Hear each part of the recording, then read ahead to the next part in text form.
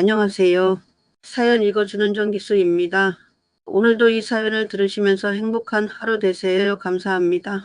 저는 서른을 갓 넘기고 인생의 쓴맛을 여러 번 보며 지쳐갈 때쯤이었습니다. 한 달 전 가장 친하다고 믿었던 친구와의 관계가 한순간에 산산조각 났죠. 사소한 오해에서 시작된 다툼이 있지만 서로에게 날카로운 비수를 꽂는 말들이 오가고 결국 관계는 파국을 맞았습니다. 그 모든 상황이 억울하고 서러워 저는 이 작은 찻집을 찾아 민준 선생님께 하소연했습니다. 선생님은 올해 73이 되셨지만 그 깊은 눈빛은 제게 세상 그 어떤 것보다 따뜻하게 느껴졌습니다. 선생님 말 한마디가 이렇게 무서운 건 줄 몰랐어요. 한평생 쌓아온 관계가 한순간에 무너지네요. 제가 뭘 그렇게 잘못했는지 모르겠습니다. 맞아요. 우리는 흔히 말을 잘하는 법은 배워도 해서는 안 되는 말은 배우지 못하고 살아갑니다. 특히 나이가 들고 인생의 반환점을 돌면서 깨닫는 건 입으로 흥하는 경우는 드물어도 입으로 망하는 경우는 너무나도 많다는 것이지요. 나는 자네 나이 때 자네가 겪는 것보다 더 혹독한 대가를 치렀습니다. 제 지난날의 후회들이 자네에게 작은 지혜가 된다면 그것만큼 좋은 일도 없을 것입니다. 제가 겪은 입으로 지은 죄 5가지에 대해 이야기해 드려요. 네, 선생님 말씀해 주세요. 사연 읽어주는 정기수. 제1부 고통의 시작. 제가 처음으로 입 때문에 큰 후회를 했던 것은 젊은 시절 자네 나이쯤이었을 겁니다. 저는 지방의 작은 대학을 나와 서울에서 조그마한 IT 회사를 차렸어요. 그때만 해도 IT라는 분야가 지금처럼 대중적이지 않았죠. 매일같이 밤을 새워가며 컴퓨터 화면과 씨름했고 컵라면으로 끼니를 때우는 건 일상이었어요. 가진 것은 오직 패기와 기술력뿐이었습니다. 가족들에게도 성공할 때까지는 집에 내려가지 않겠다고 큰 소리치고 올라왔었지요. 그리고 3년 뒤 제 기술이 대박을 터뜨렸습니다. 정말 운이 좋았지요. 제가 개발한 소프트웨어가 예상치 못한 곳에서 큰 수요를 얻게 되었고 회사는 순식간에 성장했습니다. 통장에 찍히는 숫자가 걷잡을 수 없이 커졌고 저는 어느새 서울의 비싼 아파트에 살게 되었습니다. 젊은 나이에 성공을 맛보니 세상 모든 것이 제 발 아래 있는 것처럼 느껴졌지요. 하늘 높은 줄 모르고 우쭐댔습니다. 그때 저는 저의 성공을 누군가에게 자랑하고 싶어 간달이 났습니다. 그 성공이 오직 저의 노력만으로 이루어졌다고 생각했지요. 그래서 오랫동안 연락이 뜸했던 고향 친구들이 모이는 자리를 제가 직접 마련했습니다. 20명이 넘는 친구들이 모인 자리였죠. 사연 읽어주는 정기수. 제 입으로 돈 자랑 관계의 첫 번째 균열. 낡은 고향 식당 테이블 위에는 소박한 돼지갈비와 소주가 놓여 있었습니다. 다들 직장 생활의 고충, 결혼, 육아에 대한 이야기를 나누며 웃고 있었지요. 그때 저는 나 혼자 다른 세상에 살고 있는 것 같은 우월감을 느꼈네. 나는 술 한 잔 들어가니 마음이 풀어져서 이번에 계약 따서 보너스를 두둑이 받았다가 요새 통장에 꽤 큰 돈이 쌓였다는 스스럼 없이 꺼냈지. 친구들은 처음엔 진심으로 축하해 주는 것 같았습니다. 역시 민준이야, 대단하다 라며 박수를 쳐줬지요. 하지만 그들의 눈빛에는 축하 외에 다른 감정들이 스쳐 지나가는 것을 나는 그때 미처 깨닫지 못했네. 그때 제 옆에 앉아있던 성수의 표정이 순간적으로 굳는 것을 보았네. 성수와 나는 중고등학교 시절부터 단짝이었어. 그는 성실했지만 사업을 몇 번 실패하며 경제적으로 어려움을 겪고 있었지. 그는 빚 때문에 아내와도 자주 다투고 얼굴에는 늘 피곤함이 서려 있었습니다. 나는 성수가 힘든 상황이라는 것을 알면서도 내 성공을 과시하는 것을 멈추지 않았어. 오히려 성수야, 자네도 열심히 하면 잘 될 거야. 세상은 노력한 만큼 돌아오는 법이거든. 이라는 위로 같지 않은 위로를 건넸지. 지금 생각해보면 그 말은 위로가 아니라 나는 이렇게 잘났는데 자네는 왜 그 모양인가라고 조롱하는 것처럼 들렸을 겁니다.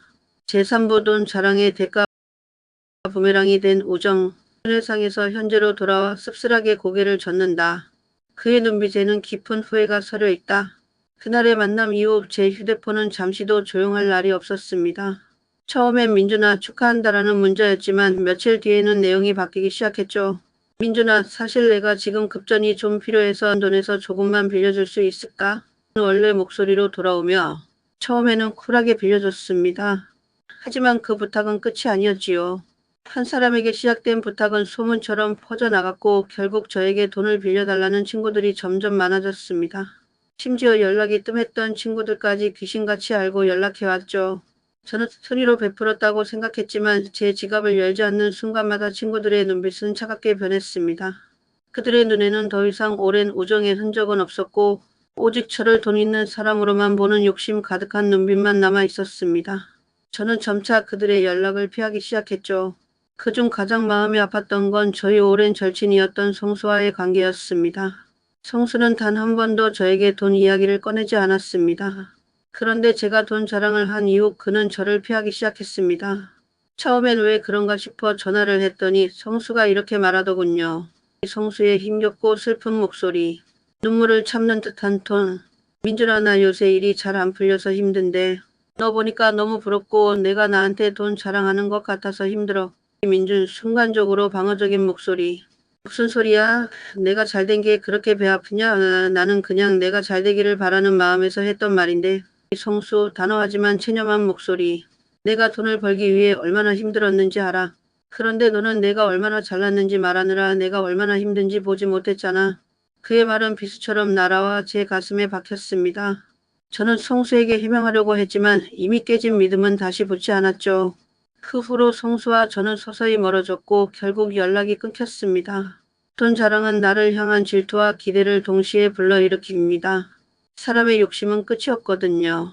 내가 조금 여유가 있으면 상대방은 내가 가진 것을 자신도 누릴 수 있을 것이라는 기대를 하게 돼요. 그 기대에 부응하지 못하면 저는 순식간에 인색한 사람이 되고 관계는 틀어지게 되죠. 저는 성수를 잃고 나서야 깨달았습니다. 진정한 친구는 나의 성공을 함께 기뻐해 주겠지만 돈 자랑은 그 기쁨을 시기심과 욕심으로 바꾸는 독이라는 것을 말입니다. 제사부 친구를 영업 대상으로 대하는 태도, 그 관계의 본질을 잃는 일. 서글픈 바이올린 소리가 잔잔하게 흐른다. 이내 절박함을 표현하는 불안한 현악기로 변주된다. 다시 현재로 돌아와 깊은 후회와 함께 다음 이야기를 시작한다. 돈 자랑이 관계에 독을 탔다면 두 번째는 관계의 본질 자체를 잃어버리는 일이었습니다. 제가 젊은 시절 사업을 크게 한번 망하고 나서 제 길을 위해 발버둥 치던 때였지요. 그때 저는 정말 절박했습니다. 가진 돈도 없고 빚만 쌓여 있었죠. 마지막 지푸라기라도 잡는 심정으로 친구들을 찾아다녔습니다. 그들이 가지고 있는 네트워크를 활용해 보려 했고 그들이 제게 작은 도움이라도 줄 수 있을 거라 생각했습니다. 저는 친구들과의 만남을 재해가 아닌 영업의 기회로 보고 있었습니다. 그 중에서도 저는 가장 친한 친구인 진우를 찾아갔습니다. 진우는 제가 가장 믿고 의지하던 친구였죠. 저는 그에게 제 사업 아이템을 설명하며 투자해달라고 설득했습니다. 제가 얼마나 열심히 준비했고 이 사업이 얼마나 성공할 것인지 밤을 새워가며 설명했죠. 그때 저는 진우를 친구가 아닌 잠재적 투자자로 보고 있었던 겁니다. 그의 눈빛을 보지 못하고 오직 제 사업 계획만 줄줄이 읊었습니다. 민준아, 얼굴이 왜 이렇게 상했어? 요즘 무슨 일 있어? 민준은 원래 목소리로 회상 속 자신의 어리석음을 깨닫는 듯한 씁쓸함. 진우의 진심 어린 질문들은 제 귀에 들어오지 않았습니다. 저는 그저 괜찮아 괜찮아. 일단 내 얘기 좀 들어봐. 라며 그의 말을 잘라버렸죠. 그 순간 저는 이미 친구라는 가면을 쓴 채 영업사원의 얼굴을 하고 있었습니다. 제어부 관계의 파국, 씁쓸한 이별의 대가. 음악 카페의 차가운 조명처럼 냉랭하고 슬픈 피아노와 첼로 선율. 점차 고조되며 감정의 파국을 표현한다. 민준 과거 회상으로 진우와의 대화 장면을 상상하며 눈을 감았다 뜬다. 진우는 조용히 제 이야기를 들어주었습니다. 1시간, 2시간. 그의 얼굴에는 피곤함과 안쓰러움이 교차했죠. 마침내 제가 말을 끝내자 진우는 조용히 자리에서 일어나려 했습니다. 저는 당황해서 그의 팔을 잡았죠. 민준, 당황하고 헤어나는 목소리. 진우야, 왜 그래? 내 얘기 듣고 나서 얘기 좀 해줘. 어떻게 생각해? 진우 차분하지만 슬픔이 섞인 목소리. 그의 단호함이 느껴진다. 민준아, 나는 내가 정말 걱정돼. 너는 지금 나를 친구로 만난 게 아니잖아. 그냥 내 사업에 돈을 넣어줄 사람을 찾고 있는 거지? 격한 감정을 억누르며 그의 말에 저는 당황해서 소리쳤죠. 무슨 소리야? 나는 그냥 너와 나의 미래를 함께하고 싶었을 뿐이야. 하지만 진우는 고개를 저으며 씁쓸하게 웃었습니다. 진우 감정이 격해지며 그러나 마지막 존중을 담아 너와 나 우리 언제 마지막으로 진심으로 웃고 떠들었니? 내가 사업을 시작한 이후로 우리는 오직 돈 이야기만 했잖아. 내가 나한테 연락하는 이유가 단순히 내가 내 친구여서가 아니라는 걸 알기에 더 이상 너와 만나는 게 힘들어. 진우의 말은 비수처럼 날아와 제 가슴에 박혔습니다. 저는 그제야 깨달았습니다. 저는 친구와의 만남을 영업의 기회로 생각했고 그의 우정을 이용 가치로 평가하고 있었던 겁니다. 친구를 영업 대상으로 대하는 태도는 관계의 본질을 훼손합니다. 진우와의 관계는 그렇게 끝이 났습니다. 저는 그를 읽고 나서야 친구를 잃는 고통이 사업 실패보다 더 크다는 것을 깨달았습니다. 제6부 차가운 거절, 관계의 온도를 잃는 차가움. 차가운 피아노 소리가 섞인 쓸쓸한 현악기 소리가 배경음악으로 흐른다. 긴장감과 불안감이 고조되는 멜로디 목소리에 후회와 죄책감이 짙게 묻어난다. 세 번째는 관계의 온도를 순식간에 떨어뜨리는 행동에 대한 이야기입니다. 제게는 정말 친한 후배가 있었어요. 이름은 태호. 태호는 젊은 시절부터 저를 친형처럼 따랐고 저는 그를 친동생처럼 아꼈죠. 태호는 가난했지만 성실했고 저는 그런 태호에게 자주 밥을 사주고 이런저런 조언을 해주었습니다. 우리는 서로에게 아무것도 바라지 않는 진정한 관계라고 믿었습니다. 형제 같던 관계. 민준. 그러던 어느 날 태호에게서 전화가 왔습니다. 목소리가 잔뜩 쉬어 있었죠. 민준. 태호의 절박하고 떨리는 목소리. 형님 죄송한데 500만 원만 빌려주실 수 있을까요? 지금 급하게 돈이 필요해서. 저는 순간적으로 심장이 덜컥 내려앉는 기분이 들었습니다. 저는 평생 가까운 사람과의 돈 거래는 하지 않는다는 원칙을 지키며 살아왔거든요. 돈 때문에 사람이 틀어지는 걸 너무 많이 봐왔기 때문이었죠. 저는 태호의 목소리에 담긴 절박함을 외면하고 나도 모르게 차가운 목소리로 말했습니다. 태호야, 아무리 친해도 돈 거래는 하는 게 아니라고 봐. 나는 너랑 우정 잃고 싶지 않아. 돈은 은행에서 빌리는 게 맞지. 제 말에 태호는 아무 말도 하지 못했습니다. 전화기 너머로 한참 동안 침묵이 흘렀죠. 저는 그 침묵이 얼마나 차갑고 아픈 것인지 그때는 알지 못했습니다. 태호는 결국 죄송합니다, 형님. 제가 너무 경솔했어요. 라는 말만 남기고 전화를 끊었습니다. 제7부 깨달음의 순간, 눈물로 씻겨 내려간 후에 비극적이지만 점차 깨달음과 슬픔이 섞인 멜로디로 전한 감정의 폭발과 후회가 담긴 웅장한 선율. 민준 얼굴을 감싸쥐며 깊은 고통을 표현한다. 하지만 며칠 뒤 저는 충격적인 소식을 들었습니다. 태호의 어린 딸이 갑작스러운 병으로 수술이 필요했고 그는 수술비를 마련하기 위해 사방팔방으로 뛰어다니고 있었던 겁니다. 제가 돈을 빌려줄 수 없다고 차갑게 말했던 그 순간 태호의 눈에는 아마 눈물이 가득했을 겁니다. 저는 모든 걸 뒤로하고 태호가 있다는 병원으로 달려갔습니다. 병원 응급실 앞. 태호가 힘없이 주저앉아 있는 모습을 떠올리며 눈물을 글썽인다. 병원 응급실 앞. 태호가 힘없이 주저앉아 있었어. 저는 그를 보고 한달음에 달려갔지. 후회와 미안함이 가득한 목소리. 태호야. 내가 왜 돈이 필요했는지 몰랐다. 내가 너무 미안하다. 굳은 얼굴이지만 목소리에 섞인 억울함과 슬픔. 형님. 제가 돈이 필요했던 건 맞지만 더 힘들었던 건 형님의 그 차가운 눈빛이었어요. 제가 그동안 형님과 쌓아왔던 모든 정이 겨우 500만 원 때문에 한순간에 사라지는 것 같았거든요. 그 말을 잊지 못하며 깊은 한숨을 쉰다. 그의 목소리에는 깊은 죄책감이 담겨 있다. 저는 그 자리에서 아무 말도 할 수 없었습니다. 돈을 빌려주는 것이 항상 옳은 행동은 아닐 수 있습니다. 하지만 거절하는 방식이 사람의 마음을 얼마나 아프게 하는지는 알아야 합니다. 거절하더라도 먼저 상대방의 상황에 공감하고 진심으로 안타까워하는 모습을 보여주는 것이 중요합니다. 돈은 없지만 내 상황은 정말 안타깝다라는 한마디가 그 사람에게는 큰 위로가 될 수 있거든요. 차가운 태도는 돈보다 더 큰 상처를 남깁니다. 단호하게 선을 긋는 것이 인간관계의 지혜일 수 있지만 그 선을 그을 때조차 따뜻한 온기를 잃지 않아야 한다는 것을 저는 태호를 잃고 나서야 깨달았습니다. 그는 결국 나에게서 완전히 멀어졌고 저는 평생의 후회로 남은 그날의 일을 잊지 못하고 있습니다. 사연 읽어주는 정기수. 제8부 나의 비밀과 타인의 비밀. 혀끝에 머무는 칼날. 네 번째와 다섯 번째 교훈은 서로 이어지는 이야기입니다.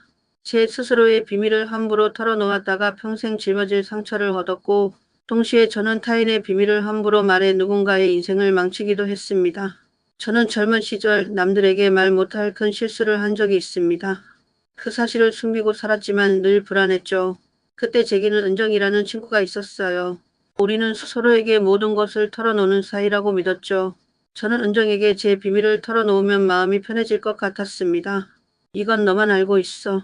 내가 그동안 아무한테도 말 못했던 건데 사실은. 은정은 제 비밀을 듣고는 눈을 동그랗게 뜨며 말했습니다. 걱정 마. 내가 내 비밀을 무덤까지 가져갈게. 저는 그 말을 믿었습니다. 하지만 며칠 뒤 제 비밀은 동네에 소문이 되어 돌아왔죠. 사람들이 저를 보는 눈빛이 달라졌습니다. 그들의 눈에는 더 이상 존경이나 믿음이 아닌 호기심과 경멸이 섞여 있었죠. 너만 알고 있으라고 했잖아. 어떻게 이럴 수가 있어? 은정은 제게 미안하다고 사과했지만 이미 엎질러진 물이었네. 저는 친구가 아니면 비밀을 털어놓지 못한다라고 생각했지만 사실은 반대였습니다. 비밀을 털어놓지 않아야 진정한 친구가 될 수 있다는 것을 그제야 깨달았죠. 그리고 동시에 저는 타인의 비밀을 함부로 말해 누군가의 삶을 망치기도 했습니다. 제게는 지영이라는 젊은 직장 동료가 있었습니다. 지영은 늘 밝고 성실해서 모두에게 사랑받는 사람이었죠. 그런데 어느 날 저는 우연히 지영의 충격적인 과거를 듣게 되었습니다. 그녀가 아주 힘들었던 시절 세상에 알려지면 안 될 아픈 사연을 가지고 있다는 것을 말이죠. 하지만 저는 어리석었습니다. 술자리에서 동료들에게 그 이야기를 재밌는 가십처럼 풀어놓았습니다. 너희들 지영이 말이야. 사실은 그 순간 저는 제가 얼마나 어리석고 잔인한지 알지 못했습니다. 그날 이후 지영에 대한 소문은 회사 전체로 퍼져나갔고 그녀는 결국 회사를 그만두고 말았습니다. 몇 년 뒤 저는 우연히 시장에서 지영을 다시 만났습니다. 그녀는 예전에 밝고 당당했던 모습은 온데간데없고 초췌한 얼굴로 힘겹게 살아가고 있었죠. 저는 그녀에게 조심스럽게 다가갔습니다. 지영 씨, 저 기억하십니까? 예전에 같은 회사에 다니던. 저는 당신을 모릅니다. 그녀의 그 한마디는 비수보다 더 날카로웠습니다. 저는 그녀의 차가운 시선에서 저의 어리석음과 잔인함이 그녀의 삶을 얼마나 망가뜨렸는지 깨달았습니다. 혀끝에 머무는 칼날이 한 사람의 인생을 송두리째 흔들어 놓았던 겁니다. 입으로 지은 죄는 결국 나에게 돌아와. 제구부 에필로그 침묵의 지혜. 저는 그동안 제가 겪은 5가지 후회를 자네에게 들려주었습니다. 이 이야기들이 어쩌면 자네에게는 너무 무거운 이야기일지도 모릅니다. 하지만 자네가 나처럼 뼈저린 후회를 하지 않기를 바라는 마음으로 말하는 겁니다. 말을 잘하는 것보다 해서는 안 될 말을 하지 않는 것이 더 중요합니다. 그리고 5가지를 조심하면서 좋은 인간관계를 위해 3가지만 더 기억해 주십시오. 첫째, 경청하십시오. 상대방의 말을 듣는 척만 하지 말고 그 사람이 어떤 마음으로 말하는지 진심으로 귀 기울여 주십시오. 둘째, 격려하십시오. 칭찬은 칭찬거리가 있어야 하지만 격려는 힘든 순간에도 해줄 수 있습니다. 괜찮습니다. 잘 될 겁니다라는 말 한마디가 누군가에게는 삶을 지탱하는 힘이 될 수 있습니다. 셋째, 겸손하십시오. 너무 우스대거나 뻐기지 말고 나를 조금만 더 낮추어 겸손하게 말하십시오. 겸손한 말은 상대방에게 품격 있는 사람이라는 인상을 줄 것입니다. 흔히 품격을 말할 때 그 한 작품이 입 구자 3개가 쌓여 이루어진 것을 알 수 있지요. 다시 말해 품격은 말을 어떻게 하는가에 따라 좌우된다는 것입니다. 자네의 입이 자네의 품격을 만들고 자네의 삶을 만들어 갈 것입니다. 선생님의 이야기가 끝나자 찻집에는 깊은 침묵이 흘렀습니다. 그 손은 거칠고 주름졌지만 세상 그 어떤 것보다 따뜻하고 단단하게 느껴졌습니다. 그의 이야기는 단순한 조언이 아니었습니다. 그것은 한평생을 살아오며 얻은 지혜이자 사랑과 후회의 기록이었습니다. 이제 저는 알고 있습니다. 진정한 삶의 지혜는 혀끝에 머무는 말이 아니라 마음속에 담아두는 침묵의 무게에 있다는 것을. 그리고 그 침묵을 지키는 노력이 바로 저를, 그리고 저희 소중한 사람들을 지키는 가장 강력한 방패가 될 것이라는 것을 말입니다. 오늘 저는 한 편의 인생 드라마를 보았습니다. 그것은 세상에서 가장 슬프고도 아름다운 드라마였습니다. 그의 이야기는 평생 제 마음속에 살아 숨쉴 것입니다. 구독과 좋아요, 그리고 알림 설정 부탁드려요. 다음 사연에서 만나요.